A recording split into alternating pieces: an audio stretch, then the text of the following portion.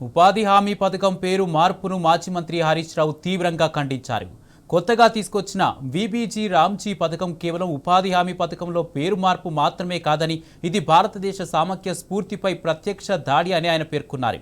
ఉపాధి హామీ బిల్లుల భారీ ఆర్థిక భారాన్ని రాష్ట్రాలపై మోపాలనే కుట్రతో బీజేపీ నేతృత్వంలోని కేంద్ర ప్రభుత్వం ఎంజీఎన్ఆర్ ఈజీఏ పథకాన్ని ఉద్దేశపూర్వకంగా బలహీనపరుస్తుందని మండిపడ్డారు.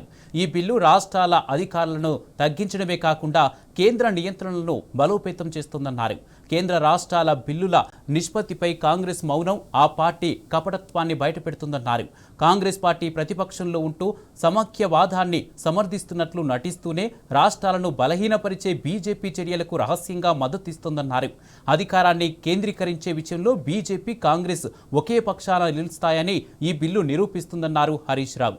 ప్రజల ఉపాధి హక్కు, రాష్ట్రాల స్వయం ప్రతిపత్తి రెండూ ఏకకాలంలో బలహీనపరుస్తున్నాయన్నారు.